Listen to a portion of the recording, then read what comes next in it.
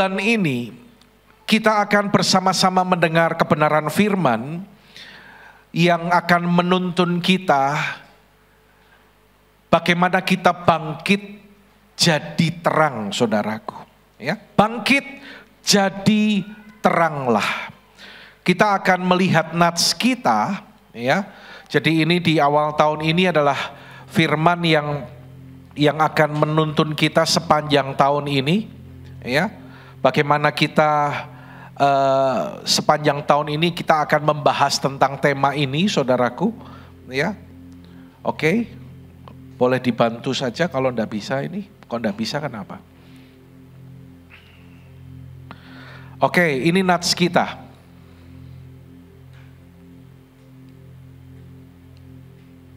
Ya, saudara yang dikasihi Tuhan, kita baca bersama-sama yuk dengan suara yang keras. Yesaya 60 ayat 1 sampai ayat yang ketiga. Yang siap membaca dengan semangat katakan amin. Baca dengan keras ya. 2, 3. Bangkitlah, menjadi teranglah, sebab terangmu datang dan kemuliaan Tuhan terbit atasmu. Sesungguhnya kegelapan menutupi bumi dan kekelaman menutupi bangsa-bangsa. Tetapi terang Tuhan terbit atasmu dan kemuliaannya menjadi nyata atasmu. Bangsa-bangsa berduyun-duyun datang kepada terangmu dan raja-raja kepada cahaya yang terbit bagimu. Bapak Ibu yang dikasihi Tuhan, kalau kita melihat dari sudut pandang eskatologis untuk kitab Yesaya ini, secara khusus dalam pasal 60 ayat 1 sampai 3. Kitab Yesaya menjadi kitab nubuat dalam perjanjian lama yang paling teologis dan luas. Menjangkau ke belakang pada saat Allah menciptakan langit dan bumi, serta hidup manusia, dan memandang ke depan saat Allah mengakhiri sejarah dan menciptakan langit baru dan bumi baru. Satu nubuatan yang berkata kepada umat Tuhan, bangkit, jadilah terang, bangkit karena terang Tuhan, kemuliaan Tuhan terbit atasmu. Saudara, saya mendapatkan satu rema tentang kata bangkit ketika saya mengikuti ibadah tutup tahun di gereja kita di Semarang. Waktu itu ketika diajak bersama-sama kita perkatakan tahun 2023 adalah tahun untuk bangkit dan jadi pemenang. Dan itu adalah hari di mana kita memperkatakan tema itu untuk yang terakhir sebelum memasuki tahun 2024. Dan ketika dikatakan tahun untuk bangkit, jadilah pemenang. Tahun untuk bangkit, jadilah pemenang. Saudara, Roh Kudus mengingatkan saya. Waktu itu kondisi saya sedang kondisi berkabung setelah ditinggal oleh mama saya tercinta.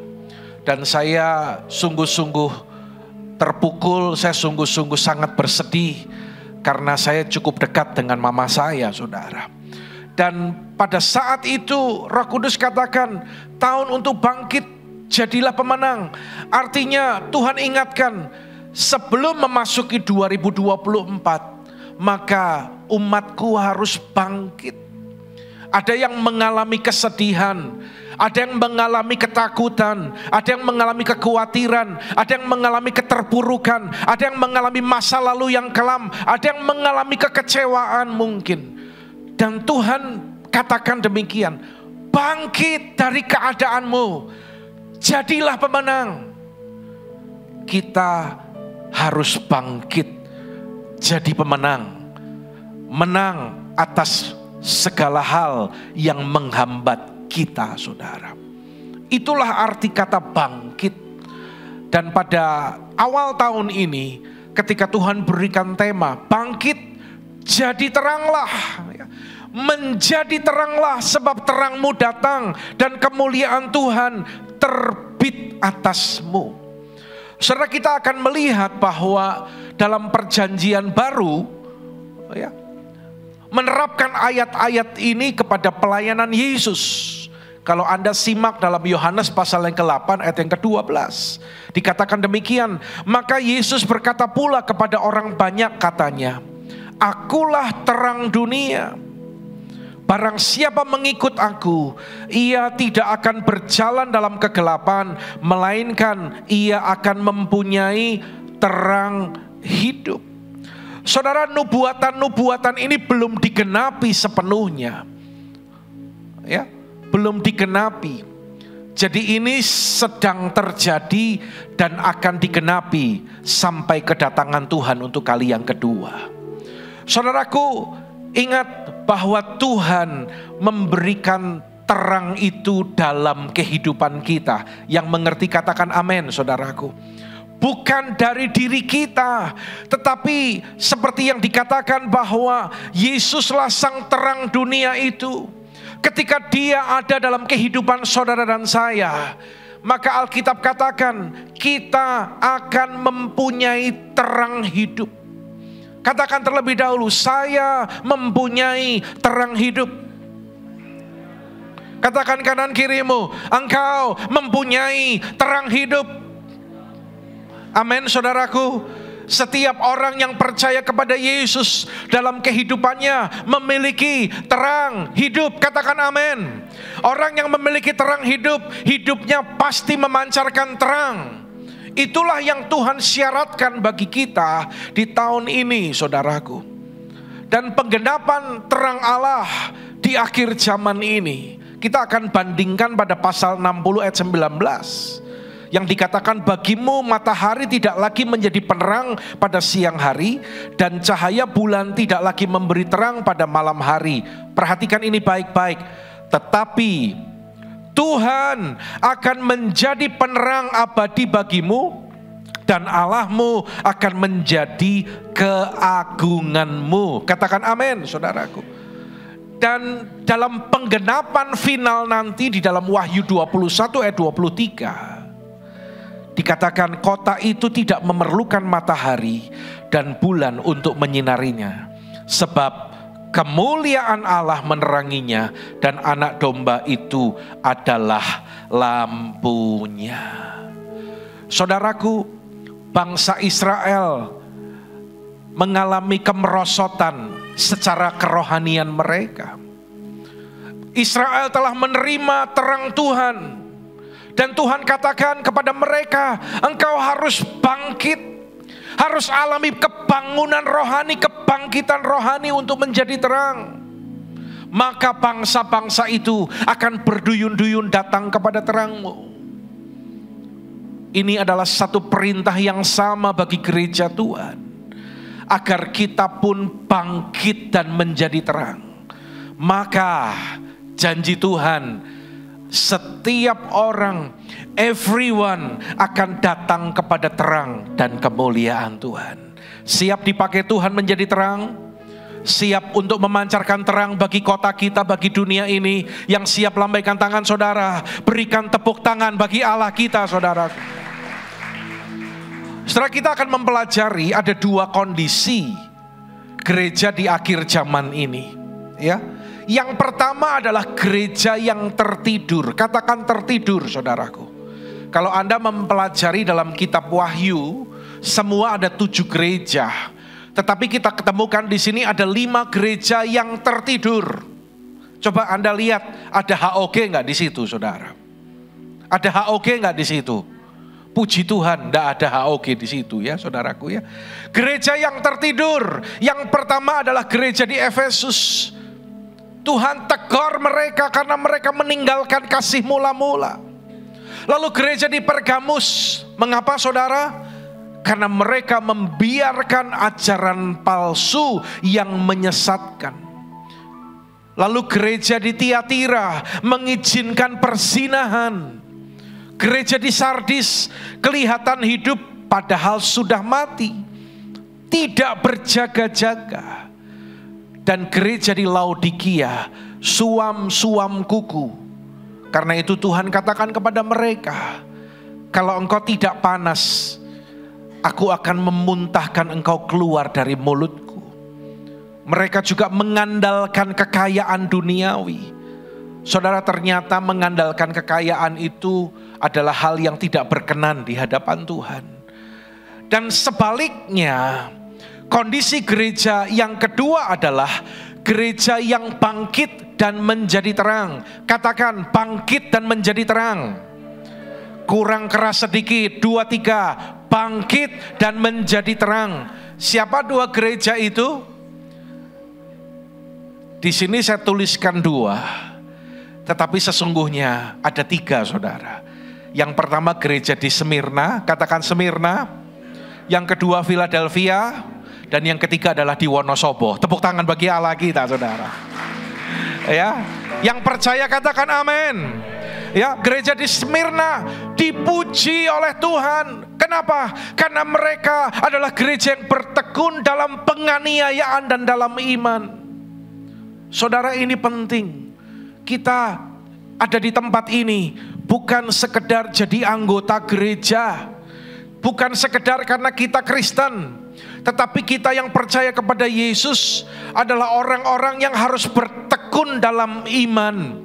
Alkitab katakan seperti ini, orangku yang benar akan hidup oleh iman, dan apabila ia mengundurkan diri, aku tidak berkenan kepadanya.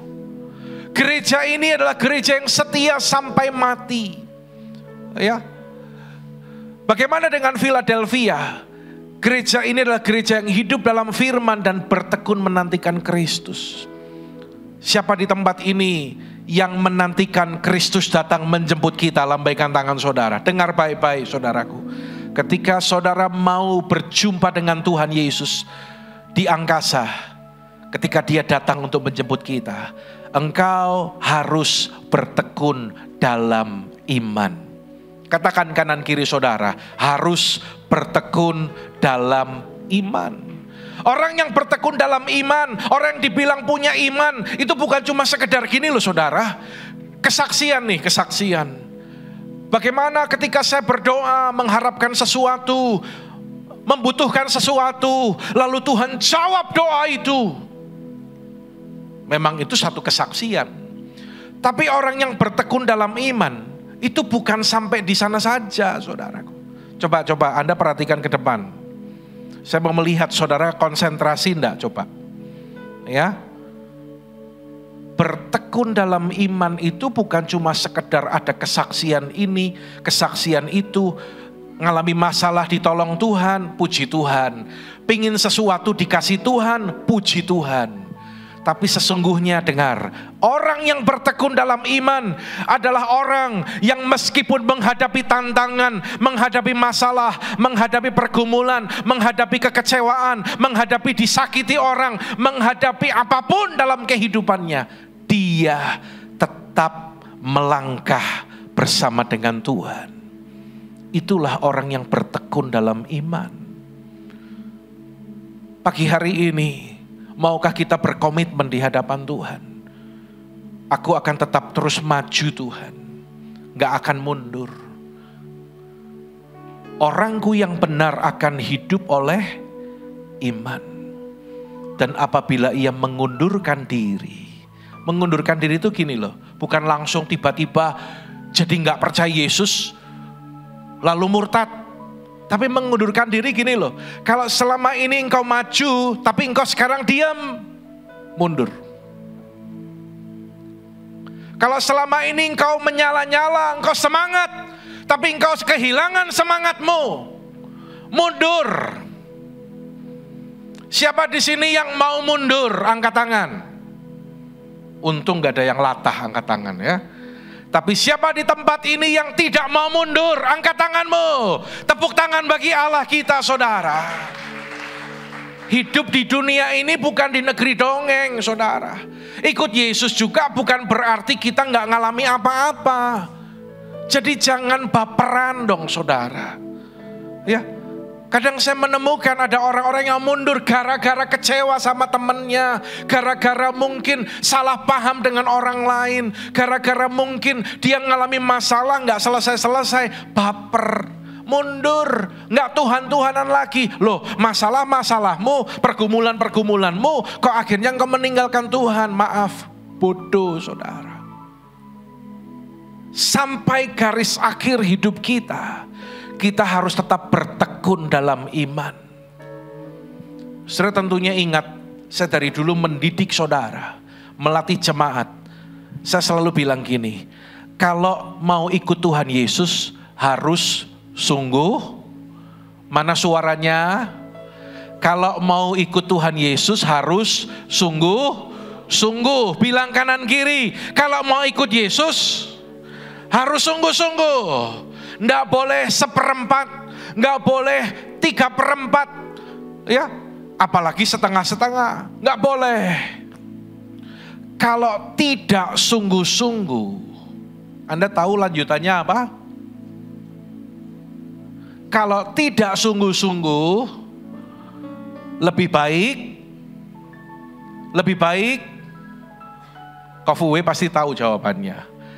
Kalau ikut Tuhan harus sungguh, kalau tidak sungguh-sungguh lebih baik tidak usah sama sekali. Anda cuman lagi guyonan kalau nggak sungguh-sungguh. Siapa di sini yang sungguh-sungguh angkat tangan? Saya mau lihat jawabanmu, saudara. Sekarang cuman pilihannya 2, angkat tangan atau tidak. Saya mau tanya, jemaat Tuhan di tempat ini yang Tuhan percayakan untuk saya gembalakan. Siapa di 2024 ini yang mau sungguh-sungguh dengan Tuhan, angkat tanganmu. Puji Tuhan, tepuk tangan bagi Allah kita. Saya melihat semuanya angkat tangan, untung saudaraku. Kalau sampai ada yang gak angkat tangan, saya langsung bilang, buat apa engkau ada di tempat ini kalau engkau gak mau sungguh-sungguh? Kalau gak sungguh-sungguh cuman guyonan. Kalau gak sungguh-sungguh cuman dagelan, saudaraku. Kita cuman seperti orang-orang beragama, datang ke gereja, tapi kayak gitu-gitu aja. Nggak ada pertumbuhan, nggak ada penambahan, nggak ada hidup yang semakin dimurnikan. Harus semakin dewasa, saudara. Contoh 2 gereja ini, Smyrna dan Philadelphia. Mereka adalah gereja yang bangkit dan menjadi terang. Kita pun mau berkata di hadapan Tuhan, Tuhan, kami House of Glory mau bangkit dan menjadi terang. Katakan amin. Tepuk tangan bagi Allah kita, saudara. Apa yang terjadi bila gereja Tuhan tertidur atau mati? Anda nanti bisa baca dalam Wahyu pasal yang ketiga, ayat yang pertama sampai ayat yang ketiga, saudaraku. Ya. Yang terjadi adalah Tuhan akan datang seperti pencuri. Kita kan sering mendengar, kapan Tuhan datang? Gak ada yang tahu, kedatangannya seperti pencuri. Tapi saya akan jelaskan pada bagian ini, saudaraku. Ya, bagi gereja yang tertidur dan mati. Kalau saya katakan gereja berarti kita bersama-sama di tempat ini. Juga termasuk diri kita. Kalau Anda tertidur dan mati, maka Tuhan akan datang seperti pencuri. Datang seperti pencuri itu gimana, saudara? Tiba-tiba ada enggak pencuri yang ngabarin gini, permisi Pak, besok Bapak kira-kira pergi jam berapa? Nah, pas Bapak pergi, saya mau datang ke rumah. Enggak ada pencuri yang ngasih tahu. Enggak ada pencuri yang ngabari dulu, WA dulu. Saya sedang OTW gitu, enggak ada, saudaraku. Ya, tiba-tiba waktu yang tidak terduga, tetapi pasti terjadi. Cara kedatangan Tuhan atau yang dimaksud pada ayat tadi, nanti Anda baca ya. Saya tidak akan cukup untuk membahas ini dengan detail. Cara kedatangan Tuhan yaitu yang dimaksudkan hari itu dapat dibandingkan dengan pencuri. Dan kata Yunaninya di sana ersetai atau erchomai, artinya akan datang, is on the way, sedang dalam perjalanan. Suatu masa yang menjelaskan untuk menggambarkan hari itu sudah dalam perjalanan dengan kedatangan yang seharusnya diantisipasi setiap saat oleh orang percaya. Perhatikan ini, jadi kedatangan yang sedang dalam perjalanan, yang harusnya hal itu disiapkan, diantisipasi oleh kita, saudaraku. Lihat, di sini Anda akan menangkap dengan jelas perbedaannya, ya. yang kiri itu adalah gereja yang hanya tahu. Jadi nggak cukup sekedar tahu firman. Tapi yang Tuhan mau apa saudara? Tahu dan sama-sama. Yang Tuhan mau adalah yang kanan. Gereja yang tahu dan kok belum sarapan apa gimana ini? Yang Tuhan mau adalah gereja yang tahu dan menghidupi firman. Kalau yang cuman tahu, maka ayat yang kedua dari 1 Tesalonika 5 ini terjadi. Karena kamu sendiri tahu benar-benar bahwa hari Tuhan datang seperti pencuri. Tapi apa yang terjadi dengan gereja yang tahu dan menghidupi firman? Pada ayat yang keempat, baca sama-sama dengan keras, 2, 3. Tetapi kamu, saudara-saudara, kamu tidak hidup dalam kegelapan, sehingga hari itu tiba-tiba mendatangi kamu seperti pencuri. Artinya gini, kalau orang yang hidup dalam kegelapan, yang tertidur, yang mati tadi, hari Tuhan datang seperti pencuri. Tetapi kalau kamu kan tidak demikian, yang sebelah kanan dikatakan demikian. Jadi hari itu tidak akan mendatangi kamu seperti pencuri. Ya, saudara, bagi orang percaya yang sungguh-sungguh dengan Tuhan, Tuhan itu akan tuntun kita untuk mempersiapkan diri menyambut kedatangannya. Saya tidak katakan kapan Tuhan datang pastinya, tidak ada yang tahu. Tapi yang saya maksudkan dalam keintiman dengan Tuhan. Ketika engkau sungguh-sungguh dengan Tuhan, maka kita akan dituntun dan kita akan siap ketika Tuhan datang. Kita akan siap menyambut kedatangan Tuhan. Saya berdoa, setiap jemaat HOG di tempat ini, Anda semua akan mengalami hari Tuhan itu bukan seperti pencuri. Amin saudaraku. Karena Anda adalah orang yang tahu dan menghidupi firman. Berikan tepuk tangan bagi Allah kita. Saudara, dalam ayat selanjutnya,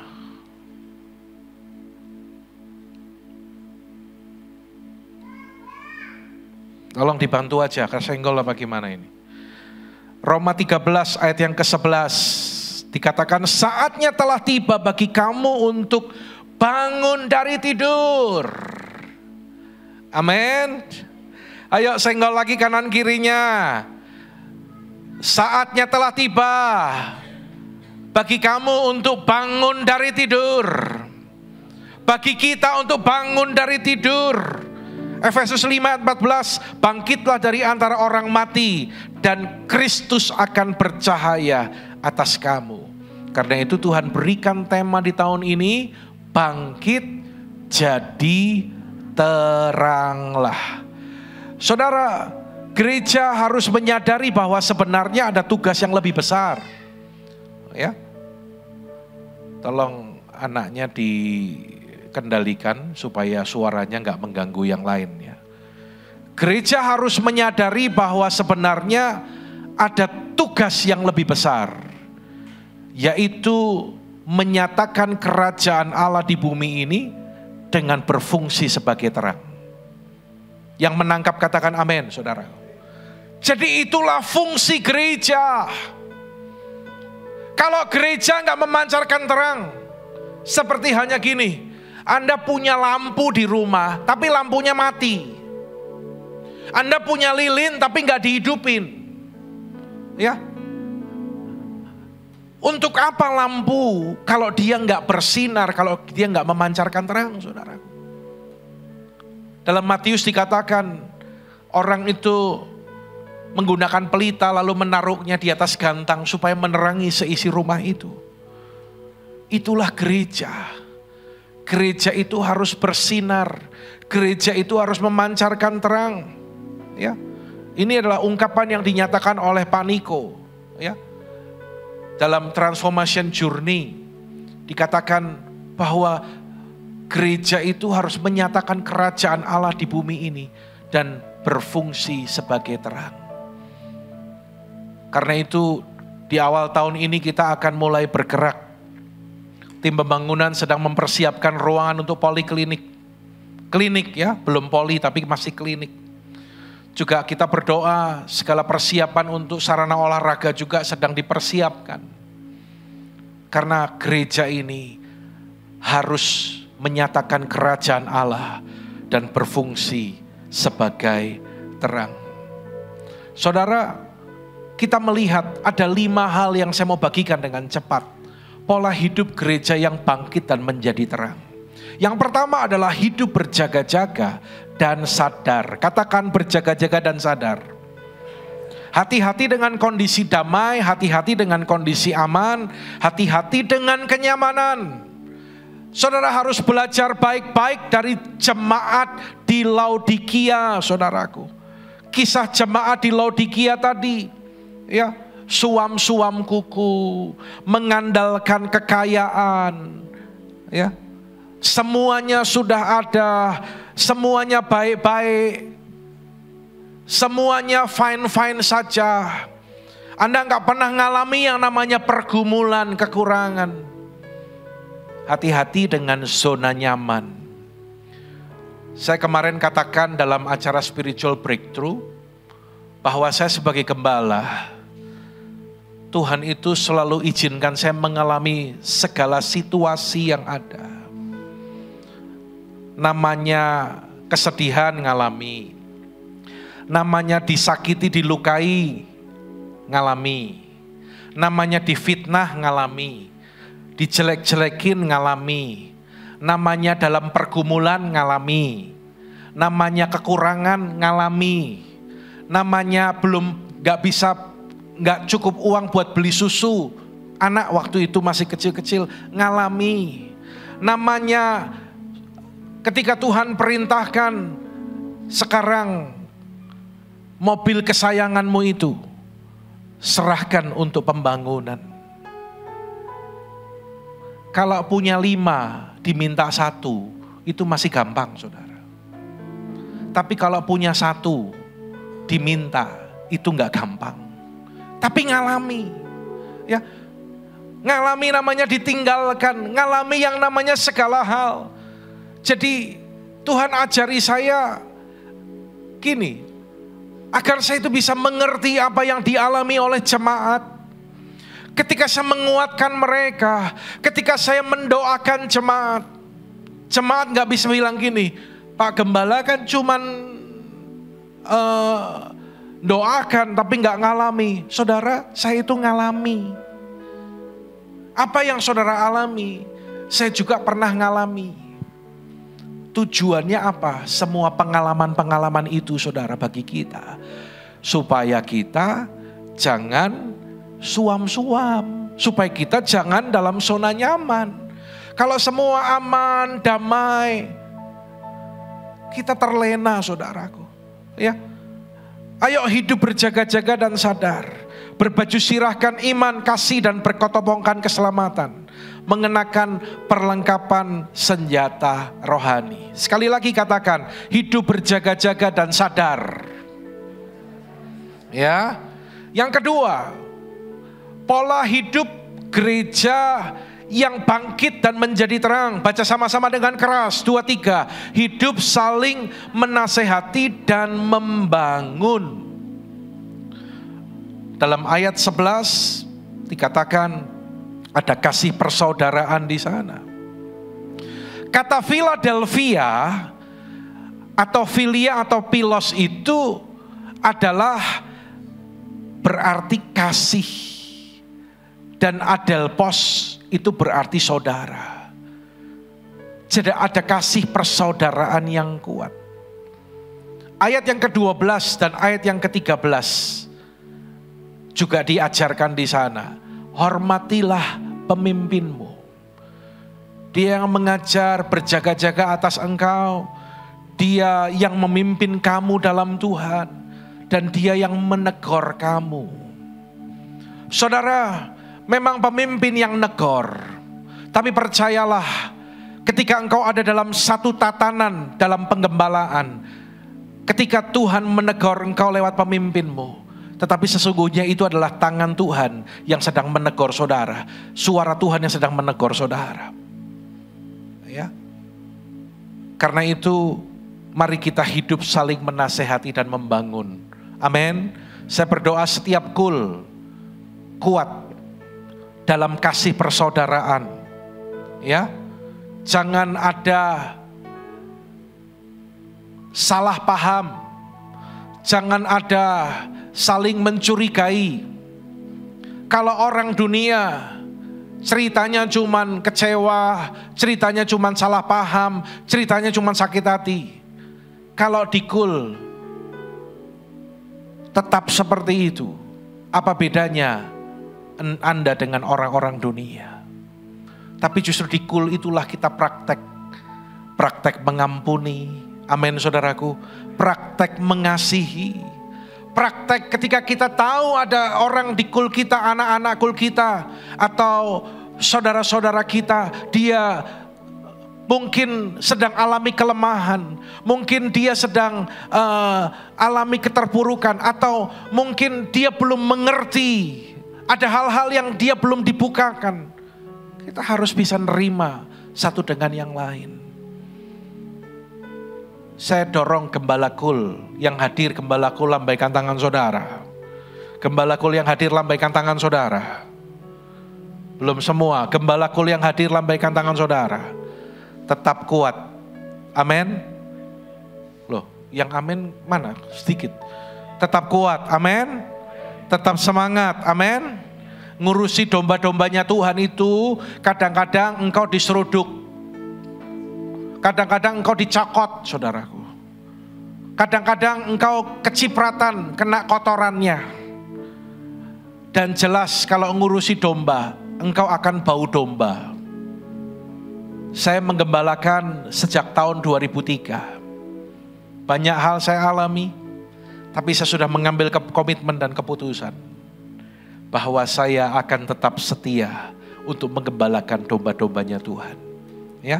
Mau kayak apa model dombanya? Coba gembala kul yang duduknya dekat bilang gini, mau seperti apa model dombanya? Harus tetap kuat. Amin. Amin saudaraku. Ya. Kadang ada domba yang tenang, domba yang baik-baik. Tapi kadang ada domba yang emosian. Kadang ada domba yang nyepak, cepok gitu. Ya. Ya udahlah, yang dewasa ngalah. Betul gak saudara? Loh, kalau kondisi seperti itu yang dewasa harus ngerti. Dia memang masih kanak-kanak. Ya, ini penting saya terus tanamkan kepada gembala kul. Karena nanti semakin banyak Tuhan percayakan jiwa-jiwa, kita akan bertemu dengan semakin banyak domba-domba yang beraneka ragam. Ya, yang tipenya macam-macam saudaraku. Tetap semangat. Kita mau praktekkan dalam kul kita hidup saling mengasehati dan membangun. Yang ketiga, pola hidup jemaat yang bangkit dan menjadi terang. Baca sama-sama 2, 3. Tetap berdoa atau tetap sembahyang. Ya, ini yang diulang-ulang oleh Pak Niko, kata sembahyang dalam Sanskerta yaitu sembah. Yang itu adalah Tuhan, sembah Tuhan. Dalam arti sempit adalah ketika kita ada dalam suasana doa pujian penyembahan, kita menaikkan pujian penyembahan kita, itulah sembahyang. Tapi dalam arti luas, sembahyang ini berarti taat kepada perintah Tuhan. Ya. Dan kata ini muncul pertama kali dalam Alkitab terjemahan baru versi yang pertama, yaitu pada saat Abraham mempersembahkan Ishak anaknya. Ketika Tuhan katakan, Abraham, bawalah anakmu yang tunggal, persembahkan dia di satu tempat yang akan kutunjukkan kepadamu sebagai persembahan bagiku. Dan Abraham pada ayat selanjutnya dikatakan keesokan harinya pagi-pagi benar Abraham berangkat. Tidak dibilang gini, 2 minggu kemudian, nah, apalagi 6 bulan kemudian, kesuwen saudaraku. Tapi dikatakan gini, keesokan harinya, pagi benar. Itu menunjukkan ketaatan yang sempurna. Abraham gak nunda-nunda waktu. Saudara, situasinya itu gini loh. Abraham itu nunggu Ishak itu lebih dari 25 tahun. Saya bertemu dengan pasangan-pasangan muda yang sempat menunggu kelahiran anak mereka. Ada yang 5 tahun baru punya anak, ada yang 8 tahun baru punya anak. Ya, saya pernah mendoakan satu pasangan ketika dokter katakan, dokter bilang saya nggak bisa hamil. Oke, kita doa. Lalu setelah kita doa di luar kota, lalu saya pulang dan sampai di rumah beberapa hari kemudian si pasangan muda ini, wanitanya telepon saya. Pak Andi, puji Tuhan. Beberapa waktu kemudian dia ngabari, kenapa? Puji Tuhan Pak, saya positif hamil. Terima kasih Pak sudah mendoakan kami. Saya bilang, itu Tuhan yang lakukan bagi kalian. Dan ketika mereka ngalami hal itu, ketika anak itu lahir, wah mereka sukacitanya luar biasa. Baru 5 tahun, baru 8 tahun, baru 10 tahun. Abraham lebih dari 25 tahun. Dan ketika anak itu lahir, anak itu bertumbuh dari anak-anak, dari balita, anak lalu remaja. Dan ketika si Ishak ini dalam usia remaja, Tuhan katakan kepada Abraham, bawalah anakmu yang tunggal, persembahkan sebagai korban bagiku. Anda bisa bayangkan situasinya. Mungkin Anda sebagai wanita bisa ngerti. Rasanya seperti apa? Beratnya seperti apa? Sebagai orang tua Anda bisa membayangkan tidak mudahnya seperti apa. Tapi Abraham tidak menunda-nunda waktu. Lalu mereka berjalan, ada keledai, ada bawa kayu, ada bujang yang mengantar, ada Ishak di sana. Ishak itu tanya gini, Bapak, ini sudah ada kayu, mana anak domba yang untuk dipersembahkan? Saya itu membayangin ya, rasanya Abraham ketika ditanya kayak gitu. Hatinya itu gimana? Contoh, lalu berjalanlah Nathanael Adi atau Fuwe bersama dengan seorang bujangnya dan Bernard. Lalu mereka membawa kayu api. Lalu Bernard bertanya kepada papinya, Papi, di sini sudah ada kayu. Korbannya mana? Ishak kira-kira se-Bernard. Kalau Bernard tanya, Papi, korbannya mana? Abraham dengan iman dia berkata, nanti Allah yang akan menyediakan bagi kita anakku. Lalu mereka sampai ke tempat itu. Dan kenyataannya Abraham tetap mengikat Ishak dan siap untuk menyembelih Ishak. Lalu ketika Abraham benar-benar mau melakukan itu, malaikat Tuhan berseru, cukup Abraham, jangan kau bunuh anak itu dan jangan kau apa-apakan dia. Pisau yang sudah hampir menembus tubuh Ishak berhenti. Dan saat itu Alkitab bilang gini, Kejadian 22. Ketika Abraham menoleh, dia melihat ada seekor domba jantan yang tanduknya tersangkut pada belukar. Domba itu muncul adalah jawaban Tuhan karena ketaatan Abraham yang radikal ini, saudara. Saya ngerenungkan lebih jauh gini. Waktu Ishak diikat dan mau disembelih, Ishak itu tidak berontak loh saudara. Ada pernah baca di Alkitab, lalu marahlah Ishak. Lalu ngamuklah Ishak. Ishak itu ya tenang, tahu. Kenapa saudara? Karena dididik sama ayahnya. Inilah pentingnya orang tua didik anak. Engkau dikatakan orang beriman ketika engkau menjalani hidupmu dengan iman, tidak mundur, yang tadi saya bilang. Tapi yang kedua, engkau adalah orang tua yang beriman ketika engkau berhasil mewariskan imanmu kepada anak-anakmu. Kalau engkau enggak berhasil mewariskan imanmu, engkau sungguh-sungguh luar biasa, tapi anakmu jauh dari Tuhan. Maaf, engkau gagal sebagai orang tua, saudara. Engkau sungguh-sungguh pelayanan, engkau menyala-nyala, tapi anakmu mundur, engkau gagal, saudaraku. Tapi Abraham, dia berhasil mendidik Ishak. Karena itu ketika dia sebagai korban, Ishak tidak berontak. Karena Ishak ngerti kebiasaan orang tuanya. Dia beribadah. Dia melihat orang tuanya bagaimana percayanya kepada Tuhan.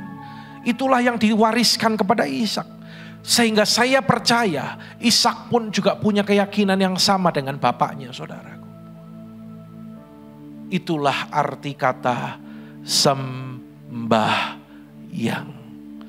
Saudara, biarlah hidupmu dipenuhi dengan ketaatan yang disertai dengan pengorbanan. Yang keempat, pola hidup jemaat yang bangkit dan menjadi terang. Baca sama-sama dengan keras, 2, 3. Jangan padamkan roh. Ini baca padamkan roh, jangan padamkan roh, bacanya harus keras. Kalau enggak keras berarti rohnya meleret, saudara. Bacanya harus semangat. 2, 3, jangan padamkan roh. Kalau nanti Anda melihat dalam Imamat pasal yang ke-6, 12 dan 13 dikatakan api yang di atas mezbah itu harus dijaga supaya terus menyala. Katakan terus menyala. Katakan harus dijaga. Dari sini kita belajar, saudaraku. Kalau Tuhan itu yang kasih api, tetapi bagian saudara dan saya adalah menjaga agar api itu tetap menyala. Ya. Jangan biarkan padam api doa, pujian, penyembahan. Saya menikmati saat-saat ketika kita dalam spiritual breakthrough, dalam menara doa. Saya rasakan Tuhan mengisi hidup saya. Saya rasakan Tuhan menjamah, memperbaharui, memberikan kekuatan. Kemarin saya tanya kepada yang hadir, meskipun banyak juga yang belum hadir. Saya mendorong para pelayan Tuhan, ingat Anda adalah pelayan. Ya, Anda harus menjadi orang yang nomor 1 untuk dicas, untuk diisi. Jangan biarkan sepanjang minggu engkau sibuk tanpa sadar, bateraimu low, saudara. Ya. Harus dijaga. Gunakan kesempatan-kesempatan seperti itu supaya api itu tidak padam. Api Roh Kudus, api kasih. Kalau udah mulai meleret, jaga, kobarkan lagi, kobarkan lagi.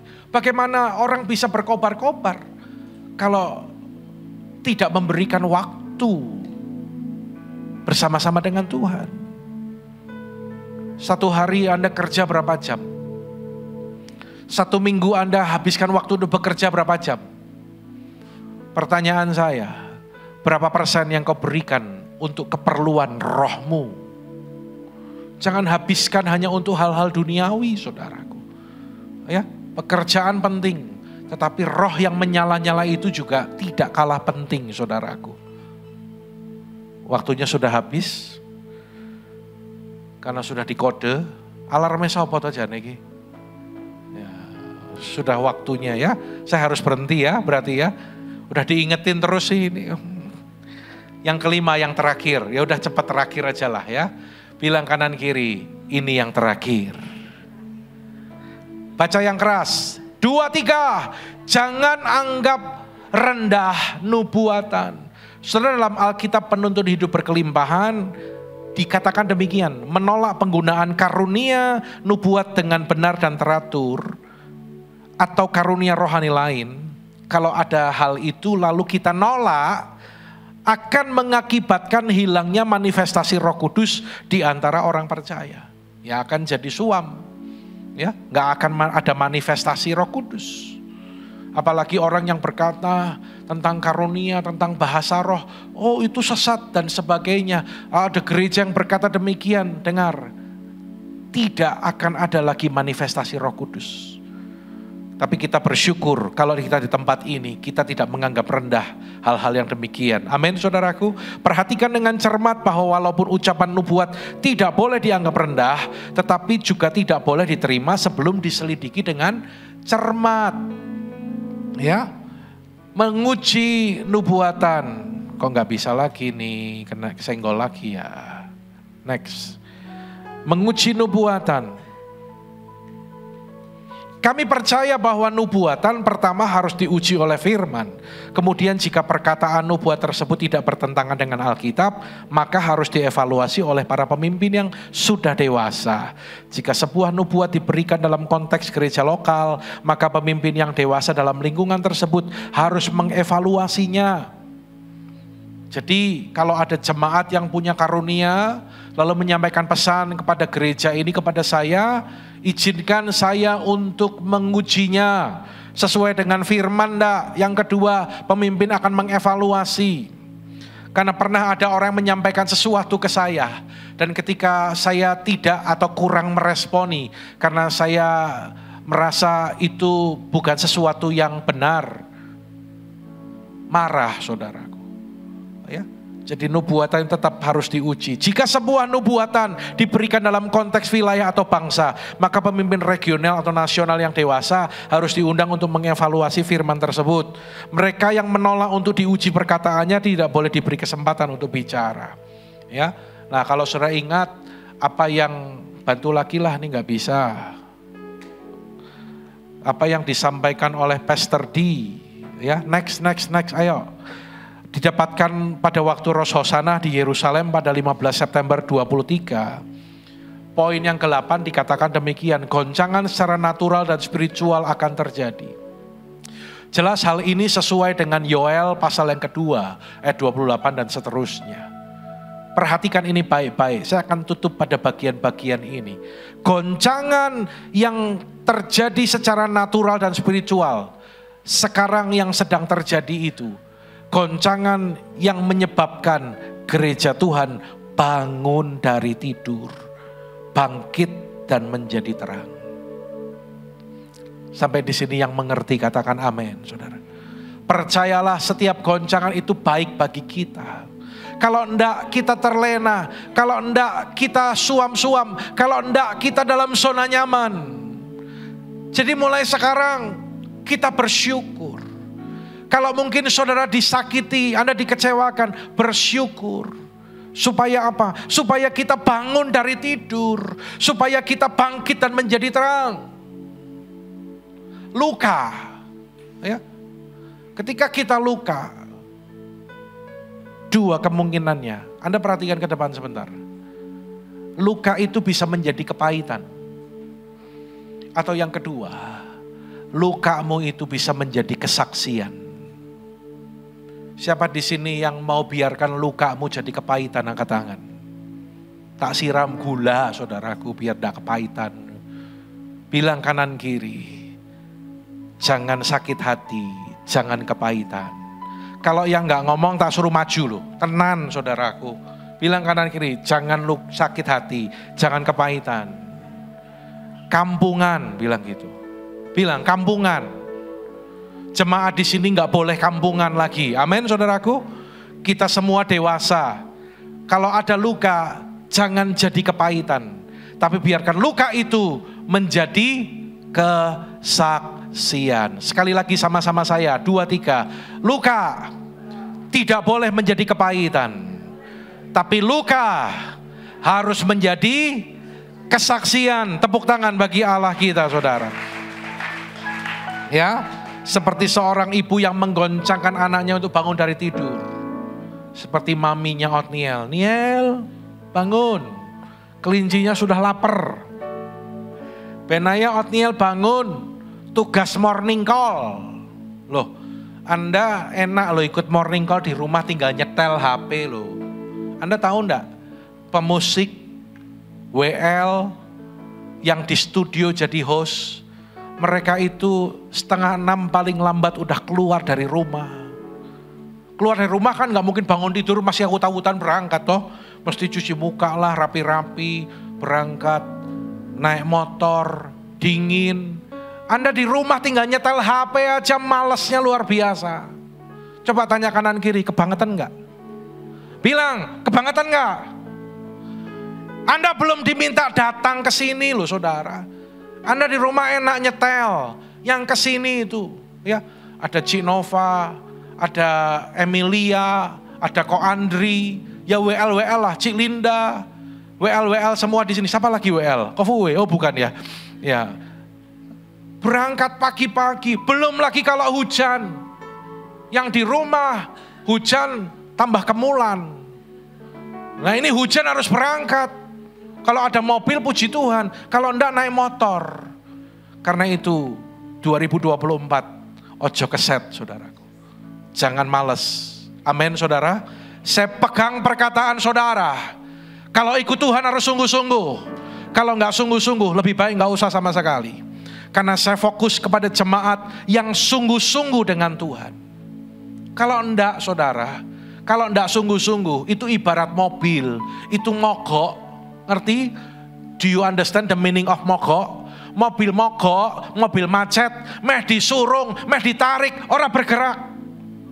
Fokus saya kepada jemaat yang sungguh-sungguh dengan Tuhan.